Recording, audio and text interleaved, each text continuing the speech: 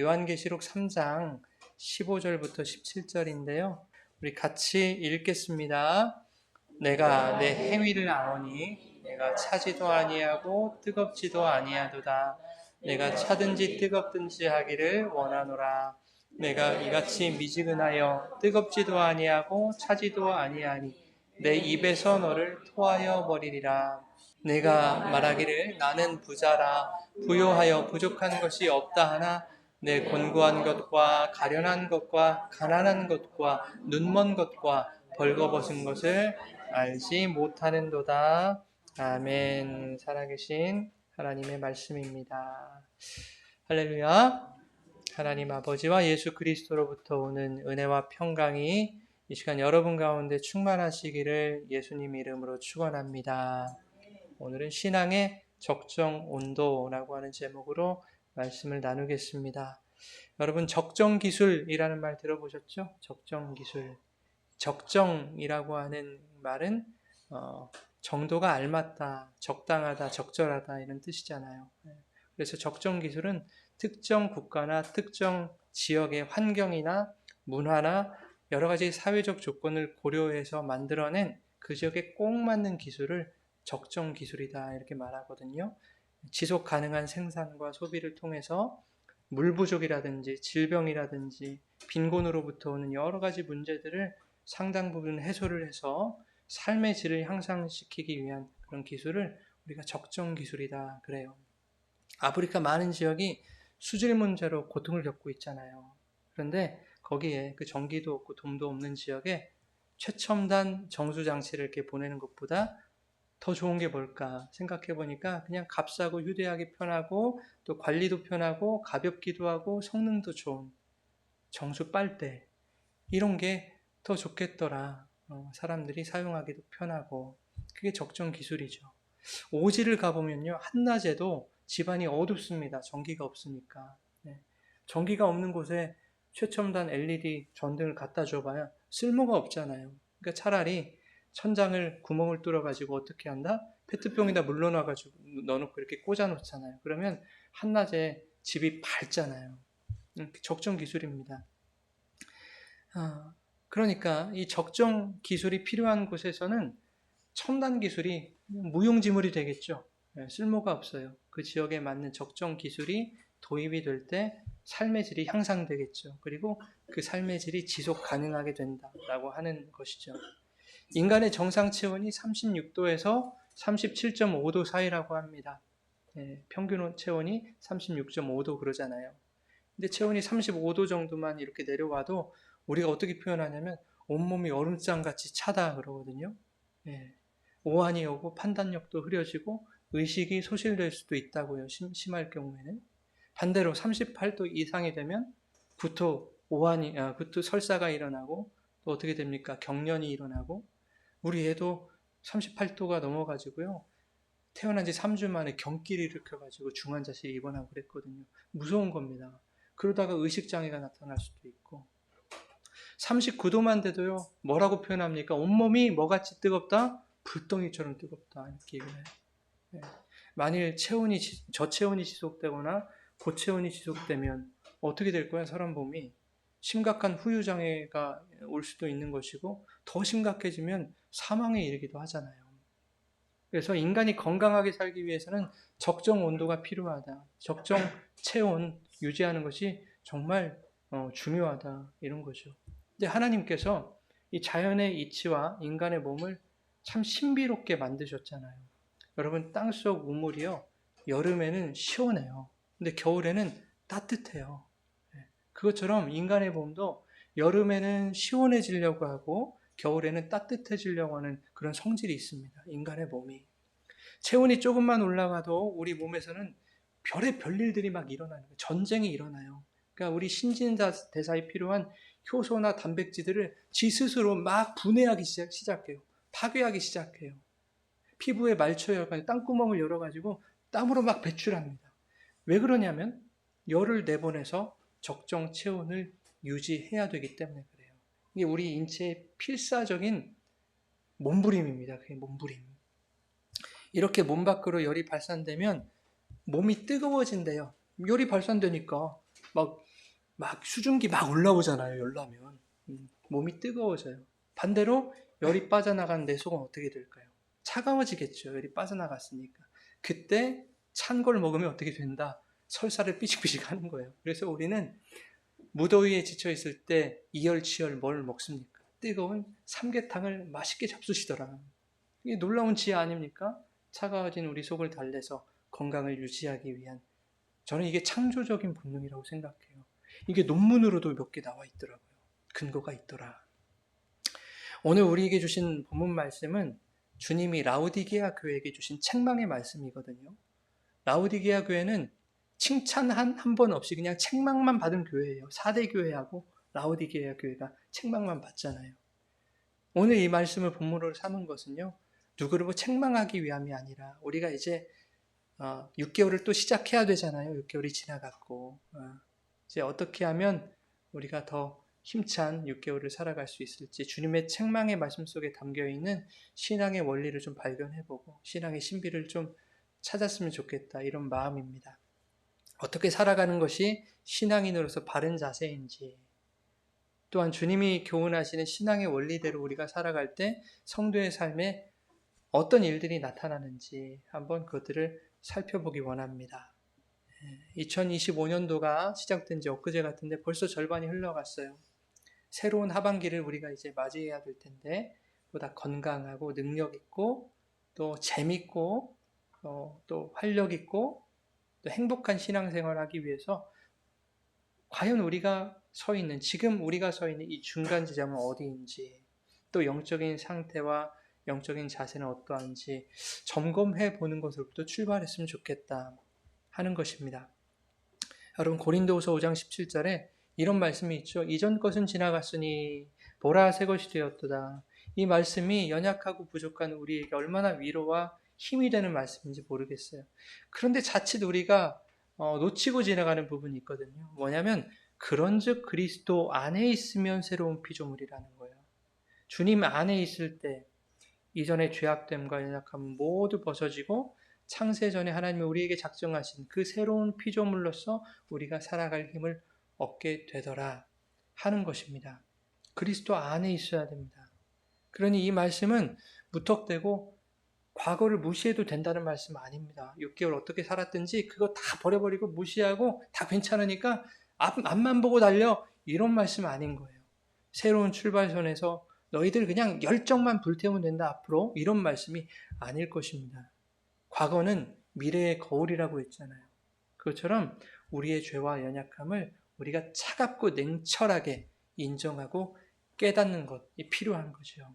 그것이야말로 새로운 출발선 앞에 서 있는 우리의 신앙의 자세, 우리에게 요구되는 자세다 하는 겁니다.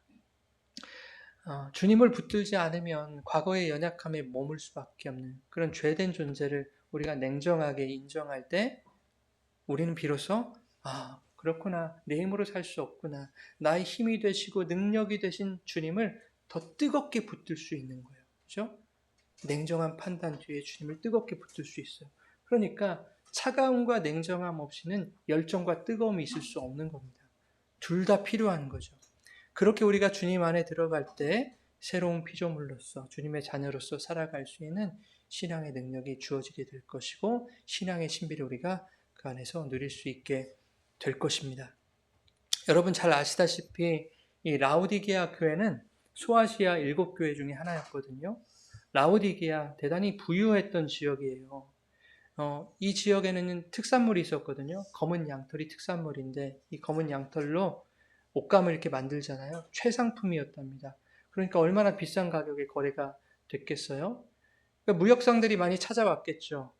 무역상들이 빈번하게 드나들다 보니까 뭐도 발달을 해요? 교통수단도 발달을 할 것이고, 그런가 하면 눈병 치료제인 안약 치료 기술이 아주 뛰어났다고 해요, 그 지역이.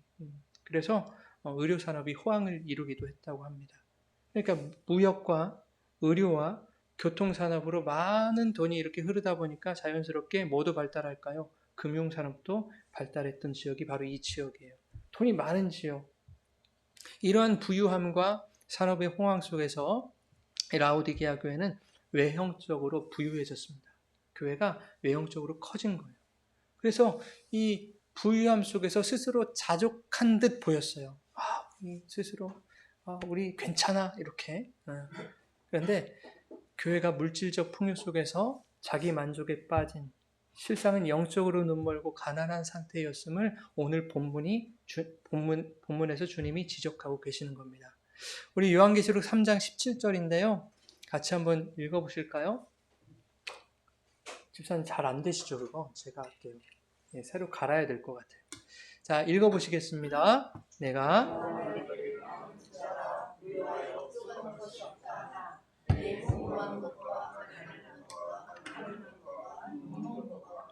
벌거벗은 것을 알지 못하는도다. 이게 그냥 쓰여 있는 말씀이 아니에요. 그 지역의 특성을 주님이 판단하시고, 하늘에 계신 주님이죠, 지금. 주님이 요한에게 이제 말씀하신 것을 요한이 기록한 거니까. 주님이 그 모든 특성을 다 파악하시고 말씀하시는 건데, 야, 너희들 물질로는 풍요하지만 실은 너희들 영적으로 곤고하고 가난한 상태야. 안약 제조 기술이 뛰어나서 그것으로 사람이 눈은 뜨게 할 수 있을지 모르겠지만 너희들 영적인 눈이 까막눈이 됐어. 너희 눈은 멀었어. 양털 산업으로 많은 돈을 벌었을지 몰라. 그리고 너희가 그 좋은 옷을 입고 다닐지는 모르겠어. 그러나 정작 너희의 영은 벌거벗은 상태야. 라고 하는 것을 주님이 이 말씀으로 고발하고 계시는 거예요. 주님은 이러한 라오디게아 교회의 영적 상태를 오늘 본문에 이렇게 표현하고 계십니다. 내가 차지도 아니하고 뜨겁지도 아니하도다. 차든지 뜨겁든지 하기를 원하노라. 네가 이같이 미지근하니 내가 입에서 너를 토하여 버리리라. 이렇게 말씀하세요. 주님이 왜 차갑고 뜨거운 것으로 그들의 영적 상태를 표현하고 계시는가? 이것은 그 지역의 특성을 우리가 이해하면 쉽게 알 수 있습니다. 라오디게아가 있고요. 라오디게아 이 북쪽에는 히에라폴리스라고 하는 동네가 인접해 있어요. 근데 여기는 온천수로 유명하거든요. 이 언덕을 따라서 폭포수처럼 온천수가 이렇게 흘러요. 이 온천수가 병을 치료하는데 아주 효능이 높은 것으로 알려져 있습니다. 그런가 하면 라오디게아가 있고 이 동남쪽에는 여러분 잘 아시는 골로세라고 하는 지역이 있어요. 이 골로세 지역은 이 일대가 대부분 다 화산 지형이거든요. 근데 이 화산 지형에서는 드물게 매우 차가운 시냇물이 흐르고 있는 거예요. 이게 유명해요, 골로새는. 근데 당시 라오디게아는요, 산업이 급격하게 성장하다 보니까 물이 막 고갈된 거예요. 섬유를 막 만들고 의료 산업을 하고 하면 물이 많이 필요하잖아요. 그러니까 물이 고갈된 거예요.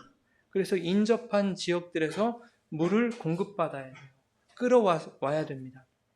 그러니까 어디서 끌어오겠어요? 히에라폴리스에 있는 뜨거운 물, 그죠? 그리고 골로새에 있는 차가운 물, 이것을 있는 대로 다 끌어와야 되는 거예요. 그런데 이것을 끌어오다 보니까 라오디게아에 도착하자 이 물이 어떻게 돼요? 섞이면서 미적지근하게 된 거예요. 미적지근하게. 근데 여러분 솔직히 한번 생각을 해보시자고요. 저도 지금 이제 젊지만 뜨거운 물 마시잖아요. 이빨이 좀 아파요. 이가. 차가운 물 마시면 여러분 다 공감하시지만 아닙니까? 쌩쌩하십니까? 저만 그런가? 얼마나 싫은지 몰라요. 그래서 양치할 때는 좀 미지근하게 해서 그렇게 하거든요. 미지근하면 마시기도 편하지 않겠습니까?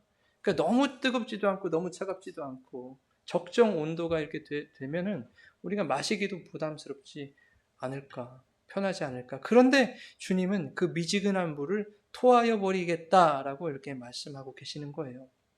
왜냐하니까 그렇게 미지근해진 그 물은 이미 치료의 효능도 사라져버린 거예요. 히에라폴리스의 온천수, 그 온전한 치유의 능력을 가진 그 치유의 효능이 사라져버린 거예요.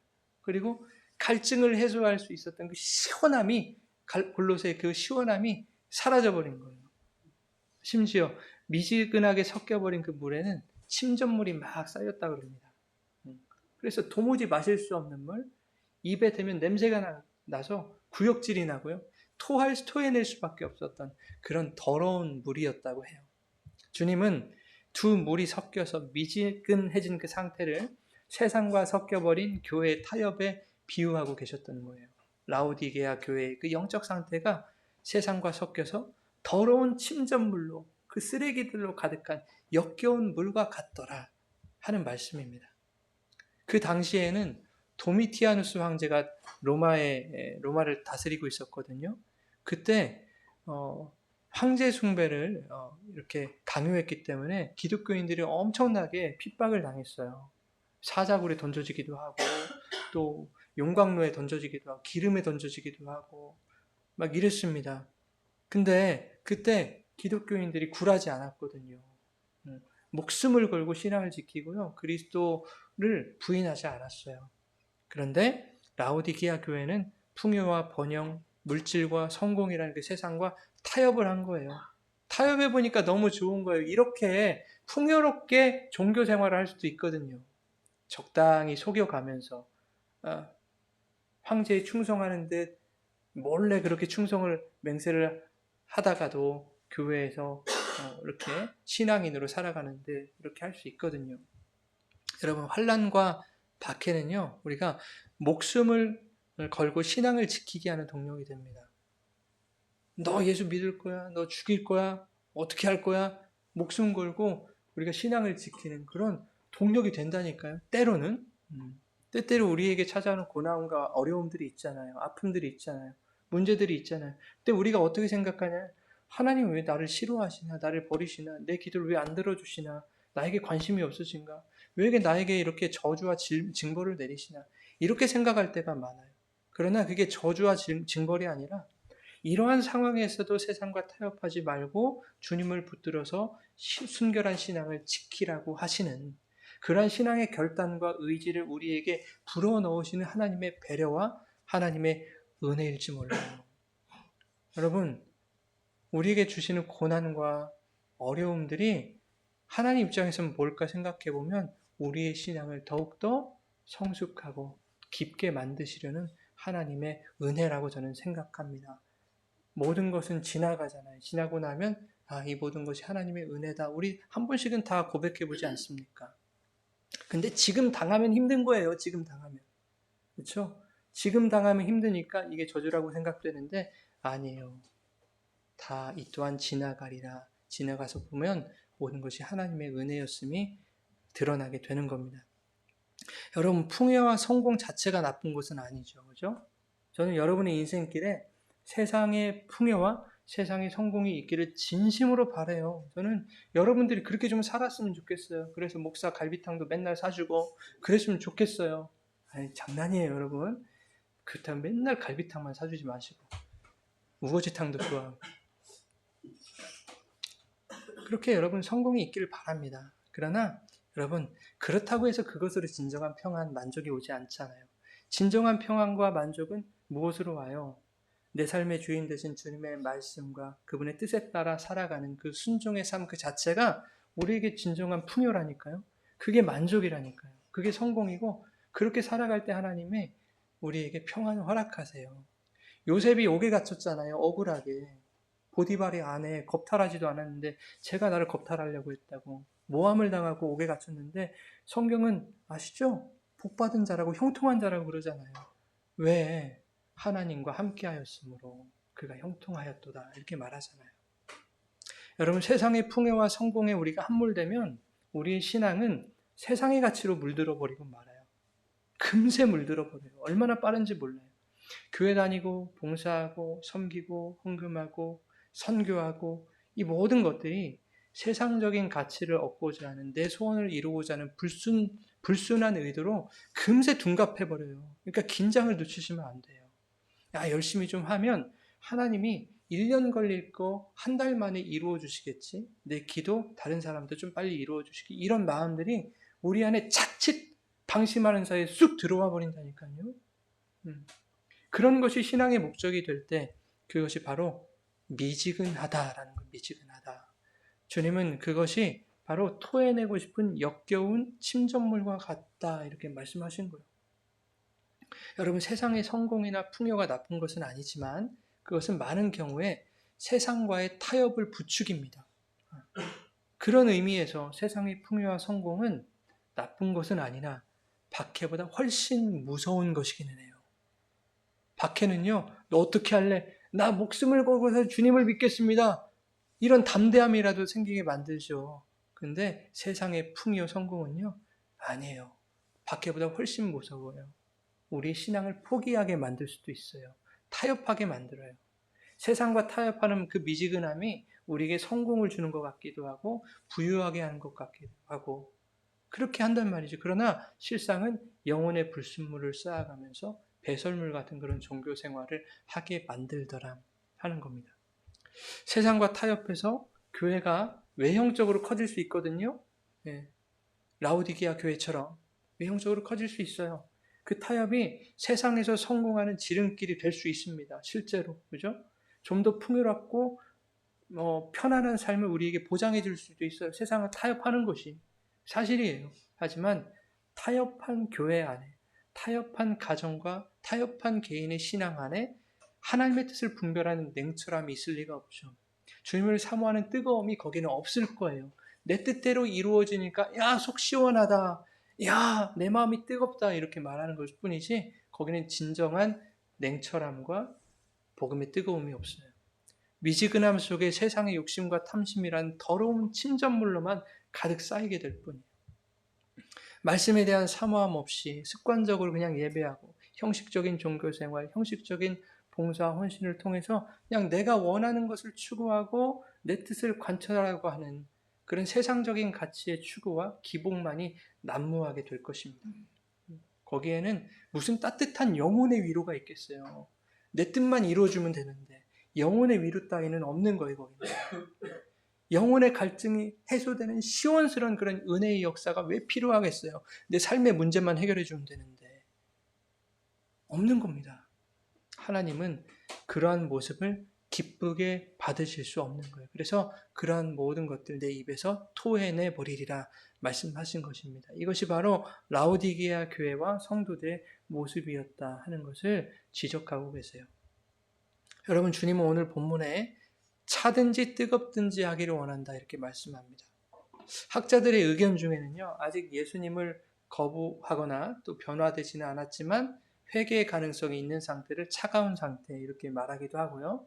또 회개에서 성령으로 변화된 상태를 뜨거움이다 이렇게 설명하기도 하는데 저는 여기에 다 동의할 수는 없을 것 같아요. 네.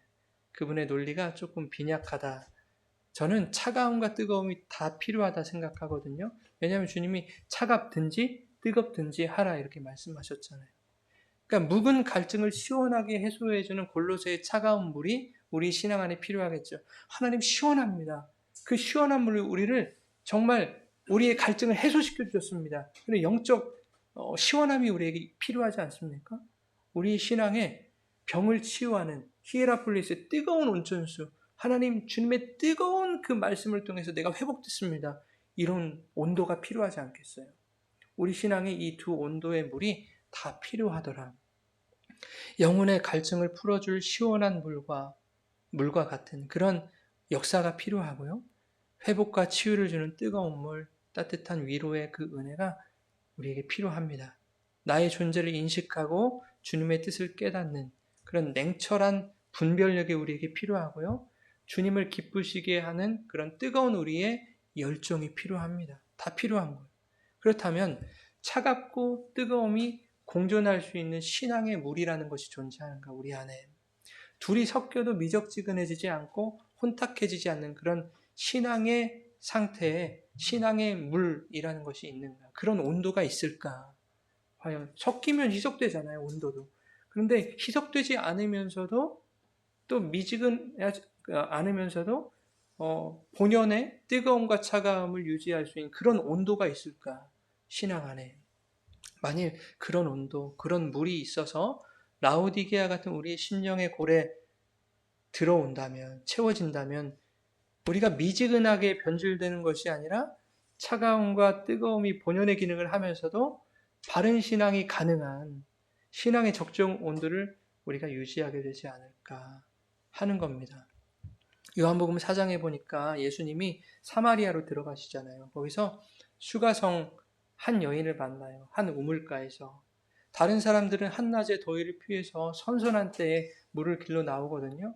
근데 이 여인은 정오에 가장 더울 때 물 길러 나오는 거예요. 이유가 있겠죠. 여인은 5명의 남편에게 이미 버림을 받았고 지금 6번째 남자하고 살고 있어요. 그런데 그 6번째 남자도 정식 남편이 아니더라. 그냥 먹고 살기 위해서 어쩔 수 없이 동거하는 남자로 이렇게 추정이 됩니다. 그러니까 이 여인은 세상의 그 남편을 자신의 인생의 문제를 해결해 줄 수 있는 우물로 생각하고 있는 거예요. 그러니 사람들의 수근거림과 손가락질을 피해서 한낮에 우물가로 나오는 거예요. 5번이나 소방 맞고 6번째 이렇게 그렇게 살고 있더라. 이 싫은 거죠. 예수님이 그 여인에게 뭐라고 하시냐? 물을 좀 달라 그러세요. 일부러 예수님이 사마리아까지 내려오셔가지고 물을 좀 달라. 이 부탁이 좀 수상한 부탁이에요. 왜냐하니까 주님은 물이 필요 없으신 분이거든요. 자, 요한복음 4장 10절 우리 함께 보겠습니다. 시작.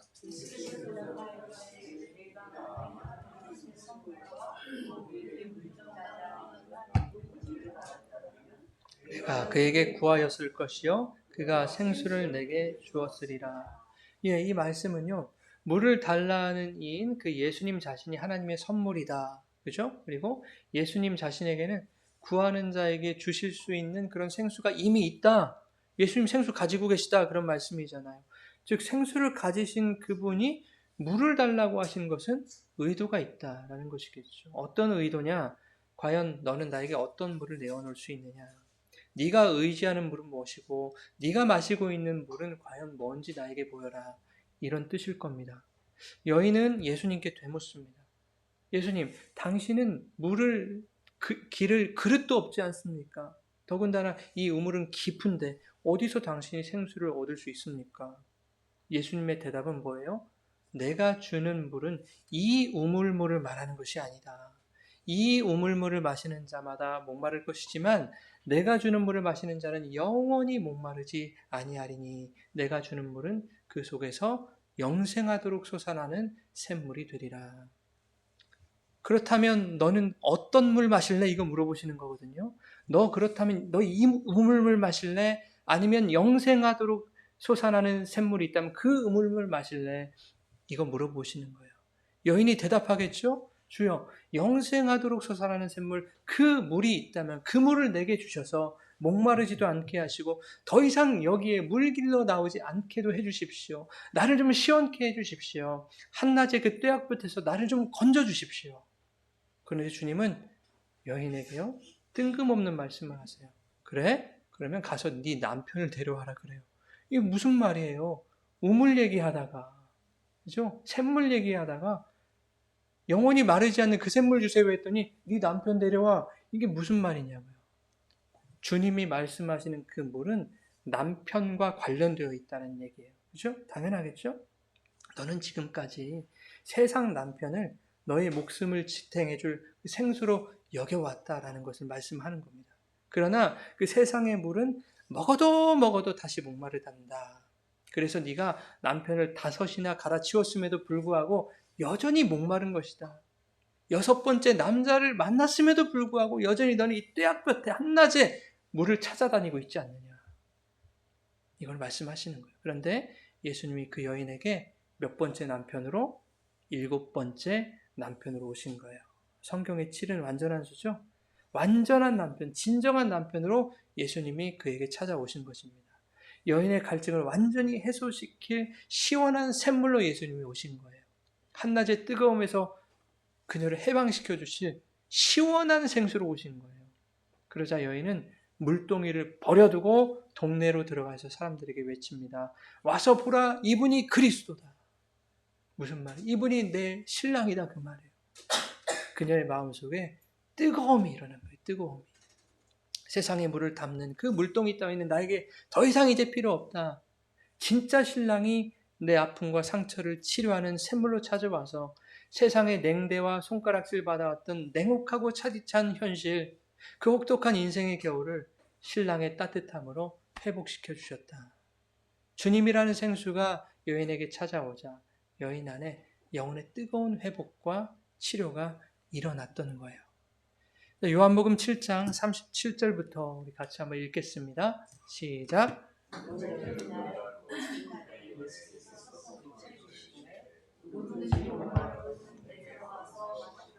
나를 믿는 자는 성경의 이름과 같이 그 배에서 생수의 강이 흘러나오리라 하시니 이는 그를 믿는 자들이 받을 성령을 가리켜 하신 말씀이라. 아멘. 여러분, 주님이 주시겠다고 말씀하신 그 생수는 뭘 두고 하신 말씀이에요? 성령이죠. 그 성령이 우리 안에 계실 때 우리 안에서 마르지 않는 생수가 흘러나와서 주님의 신부로 살아가는 우리들에게 세상이 주지 못하는 시원함과 세상의 화끈함과는 비교할 수 없는 뜨거운 은혜를 허락하실 줄 믿습니다. 그 은혜가 여러분들에게 임하기를 간절히 바랍니다. 그런데 우리가 신앙생활을 오래 하다 보면요, 영적인 권태가 찾아오지 않습니까? 드문드문 찾아와요. 신랑이 신랑 같지 않은 거예요. 주님이 주님 같지 않고요. 신랑이 있어도 있는 둥 마는 둥 하고요. 뭐 어디 있어 보이지도 않는데 뭐 이러고 살아가잖아요. 그렇죠? 교회를 다니는데도 왠지 미적지근하고 자꾸만 세상의 가치로 우리가 눈이 향하게 되고 하지 않습니까? 야, 신앙은 신앙이고 현실은 현실이지. 하나님도 우리가 세상에서 성공하고 떵떵거리며 사는 걸 원하시지 않을까? 이런 마음들, 이런 생각들이 자꾸 우리의 신앙을 합리화시키려고 한단 말이에요. 여러분, 하나님은 분명히 성도가 잘 살기 바라시겠죠. 그건 확실하지 않습니까? 그런데 하나님 편에서 잘 산다는 것이 뭔가 우리가 생각해 보자고요. 우리가 성공하고 돈이 많고 떵떵거리는 거 나쁜 건 아니지만 떵떵거리는 건 좀 나쁜 것 같아요. 아무튼 부자로 사는 거 그런 거 나쁜 건 아니지만은 그거 하나님이 말씀하시는 잘 사는 것일까? 그렇지 않다고 생각해요. 하나님이 바라시는 잘 산다고 하는 것은 우리가 주님을, 성령을, 말씀을 우리 마음에 새기고 그분이 기뻐하시는 예배의 삶을 살아가는 것. 그것이 하나님 잘 산다고 하시는 것입니다. 주님과 동행하는 것, 다른 물 먹지 아니하고 영원히 샘솟는 주님의 그 생수를 먹고 사는 것. 그게 잘 사는 거예요. 말씀 먹고 사는 것. 그래서 그 물 먹지 않으면 여러분 생명이 끊기는 거예요. 생수잖아요. 그죠? 생명 주는 물이거든요. 그래서 그 생수 먹지 않은 우리가 세상에서 사는 것 같아도 그건 다 죽은 자들이에요. 그러니 세상에서 부자 되고 성공해도 내 뜻대로 다 잘 돼도 주님이 내 안에 계시지 않으면 그것은 잘 사는 거 아닙니다. 그러니까 너무 부러워할 것도 아니에요. 우리의 신앙이 미지근한 것은 우리 속에 불순물이 가득 차 있기 때문에 그렇습니다. 주님과의 혼인관계라고 하잖아요. 이 신앙생활을. 그 신앙생활이 이제 익숙해지자 우리도 부부관계에서 익숙해지면 막 편하게 하잖아요. 막 내 마음대로 막 하려고 하고 그런 모습도 있는 것처럼 신랑을 내 마음대로 부리려고 하는 그런 마음들이 우리 안에 일어나요. 그분을 내 마음대로 판단하고 내가 오해해버리죠. 그 사람은 그분은 이렇게 해주는 것이 나에게 합당한 거야. 내가 판단해버린다니까요. 하나님, 내 마음을 좀 시원케 해주시고 내 기도에 좀 화끈하게 좀 응답해 주세요. 이런 마음들. 내가 필요한 때에 내가 생각하는 방법으로 내가 원하는 그거 주셔야죠. 그렇게 하나님을 나에게 보여주셔야죠. 그 정도는 해주셔야 하나님이 나를 사랑한다는 것이 증명되는 거 아니겠습니까? 그 정도는 해주셔야 사랑하는 거지. 이렇게 엘리야가 갈멜산에서 850대 1로 싸웠잖아요. 이방신 선지자들과 어떤 신이 진짜 신이 대결하자 제단 세워놓고 어떤 제단에 불이 임하는가. 엘리야의 제단에 불이 딱 임했잖아요. 그죠? 이것은 엘리야에게도 놀라운 영적 경험이었어요. 위대한 하나님의 임재를 경험하는. 그런데 그런 엘리야가 이세벨이 생명을 위협하니까요. 도망가요. 광야로. 생명의 위협 앞에, 그 현실 앞에 그리고 외로운 영적 싸움에 엘리야가 지쳐버린 거예요. 우리가 지칠 수 있다니까요. 현실의 문제 때문에 영적 전쟁 때문에 지칠 수 있다니까요. 로뎀나무 아래서 한 여인 이제 하나님 내가 여한이 없으니 여기서 나를 죽여주십시오. 이런 엘리야를 하나님이 재우고 먹이고 재우고 이렇게 얼르고 달래가지고 회복을 시켜주시잖아요. 그리고 호렙산으로 가서 여호와 앞에서 산에 서라 이렇게 명하시거든요. 왜 그러셨겠어요? 하나님이 엘리야 앞에 이제 나타나시겠다라는 거 아니겠습니까? 여호와 앞에서 한 산에 서라.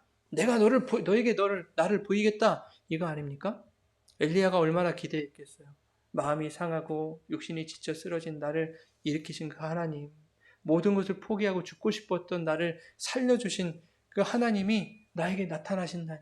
그분을 배울 수만 있다면 얼마나 내가 힘이 되겠는가, 얼마나 열심히 열정이 내가 생기겠는가. 그 하나님이 당신의 살아계심을 보여주신다면 다시 담대하게 영적 전쟁을 힘써 싸울 수 있을 것이다 라고 그런 마음들이 엘리야 안에 들어있지 않겠습니까? 그런데 크고 강한 바람이 산을 가르고 바위를 부수고 했지만 그 바람 가운데 여호와가 계시지 않더라. 지진이 일어났는데 지진 가운데도 여호와가 계시지 않더라. 불이 일어났는데 그 불 가운데도 여호와가 계시지 않더라. 엘리야를 세우시고 이러한 현상들을 보여주신 이유가 있을 거 아닙니까? 그렇죠? 엘리야야, 너는 내가 세찬 바람과 두려운 지진으로 역사하는 줄 아느냐? 내가 바람으로 바위를 부순 것처럼 너의 대적들을 그렇게 멸하는 것으로 너의 속을 시원하게 해준 그런 하나님으로 생각하느냐? 뜨거운 불로 그들을 다 태워버리면 네 신앙이 다시 뜨거워질 것이라고 너는 그렇게 생각하느냐? 그러나 나는 거기에 있지 않단다. 너의 인간적인 기대와 혼탁해진 신앙의 기준에 나는 없단다. 그거 보여주신 거예요. 하나님은 엘리야의 영적 상태를 냉정하게 인식하도록 하신 거예요. 내가 원하는 건 이거였지만, 여기에는 하나님이 없구나. 나는 도대체 뭘 추구하는 것이지? 하나님을 추구한다고 하면서도 나는 내 신앙, 내 생각을 추구했구나. 죄죠. 죄인을 인식하도록 하신 거예요. 너의 영적 상태를 점검하거라. 그리고 하나님은 그 이후에 세미한 소리로 엘리야에게 다가오십니다. 세미한 소리로. 들리지도 않는 세미한 소리. 이 세미한 소리는 히브리어로 콜 데마마다카라고 하는데 이 소리가 시내산에서 이미 있었다고 했죠. 하나님이 모세에게 십계명 주실 때 이게 무슨 소리냐면요. 정으로 이렇게 돌을 쪼는 소리예요. 그걸 콜 데마마다카라고. 근데 그 소리가 어디에 있었냐면 시내산에서 율법 말씀 새겨 주실 때. 그러니까 하나님은 엘리야 마음속에 세미한 소리로 신앙의 적정 온도를 새기신 거예요. 무엇으로? 하나님의 말씀으로, 성령의 음성으로. 말씀이 없이는, 그 성령이 없이는 세상의 그 어떤 것으로도 우리 마음에 여러분 시원함이 없을 겁니다. 그 말씀 없이는 어떻게 살아가는 것이 바른 신앙인지 우리가 알 길이 없기 때문에 신앙의 열정이 생길 수 없습니다. 여러분 요한복음 4장에 주님과 사마리아 여인의 대화의 핵심이 뭐냐면 예수님이 생수를 얘기하시다가 결국에는 예배로 관점을 돌리셨어요. 예배라는 주제를 꺼내셨어요. 아버지께 참되게 예배하는 자들은 영과 진리로 예배할 때가 오나니 곧 이때라. 아버지께서는 자기에게 이렇게 예배하는 자들을 찾으시느니라. 하나님은 영이시니 예배하는 자가 영과 진리로 예배할지니라. 예수님이 우리에게 생수로 오신 목적, 우리에게 당신 자신을 생수로 먹이신 목적은 우리로 하여금 진정한 예배의 삶을 살게 하시기 위함인 거예요. 여기서 예배하다라는 단어에 우리가 주목해야 되는데 프로스키네오라고 하는 단어 여러 번 소개를 해드렸습니다. 프로스라는 말은 무엇으로 향하다. 퀴네오는 손등에 입을 맞추다라는 뜻이에요. 근데 손등에 입을 맞추다, 이 키네오라는 단어가 퀴온, 개라는 단어에서 왔다 그랬잖아요. 그래서 예배는 마치 개들이 꼬리를 살랑살랑 흔들면서 부복하여 주님을 향하여 나아가서 주님의 손등을 핥는 것과 같더라. 주인에게 복종하고 그분을 경외하고 그분을 기뻐하는 그것이 예배더라. 그런데 중요한 것이 있습니다. 예배는 하나님 앞에 내가 어떤 존재인지를 인정하는 것으로 시작한다는 거예요. 나는 주인의 은혜 없이 살 수 없는 연약한 존재, 개와도 같은 그런 존재다라고 하는 것을 인식할 때 우리를 쓰다듬어 주시는 주님의 선하신 손길을 우리 그때 의지하게 되는 겁니다. 그때 한낱 개와도 같은 나를 하나님이 어떻게 사랑하셨는지 그분의 은혜가 보이기 시작해요. 독생자 예수 그리스도의 생명까지 아끼지 않으시고 나에게 흘려주신 하나님의 그 뜨거운 사랑이 우리에게 전해질 때 우리 안에서 신앙의 불이 일어나는 거예요. 그것으로 불이 일어나요. 그 사랑 앞에 부복함으로 나아갈 수밖에 없는 신앙의 원리가 이제 발현되기 시작합니다. 그렇게 주님을 의지하고 그분 앞에 나아가는 것이 우리의 기쁨이며 그것이 또한 우리를 시원케 하시는 아버지 하나님의 은혜임을 우리가 고백하며 주님 앞에 서툰 꼬리를 흔드는 그것이 예배의 삶을 살아가는 거예요. 여러분, 한 해의 절반이 지나가고 이제 새로운 반년이 시작됩니다. 이전 것은 그냥 지나가지 않아요, 여러분. 지난 6개월의 나의 신앙의 포지션을 여러분 차갑게 인식하지 못하면 새로운 6개월도 미지근하고 혼탁한 물처럼 그렇게 살아갈 수밖에 없을 것입니다. 우리의 신앙생활, 우리의 신앙의 적정 온도는 주님이세요. 그분의 말씀이고 그분의 성령입니다. 주님만이, 말씀만이 우리로 하여금 정직하고 바르게 행복하고 능력 있게 지속 가능한 성령 충만한 삶을 살아갈 수 있게 하는 신앙의 적정 기술이다 하는 것을 여러분 기억하시길 바랍니다. 오늘 이 시간 새로운 6개월을 시작하기에 앞서서 다시 한번 우리 마음속에 여러분 성령을 모셔드리세요. 지난 반년 동안 연약하고 부족했던 자신의 모습을 냉정하게 인식했던 그 차가움에 하나님의 한없는 따뜻한 위로와 회복의 은총이 이 시간 여러분 가운데 풍성히 부어지기를 소망합니다. 그 뜨거운 사랑과 은혜로 여러분의 가란 심령에 시원한 해갈이 있는 그런 6개월이 되기를 원합니다. 신앙의 적정 온도, 성령을 붙들어서 세상과 타협하지 않고 세상의 것과 비교할 수 없는 하나님의 그 시원케 하심과 뜨거운 은총을 우리 안에서 넉넉히 경험하며 하나님을 기뻐하고 찬양하는 그런 복된 예배의 삶을 살아가시는 하반기 우리의 삶이 되기를 예수님의 이름으로 축원합니다. 아멘. 우리가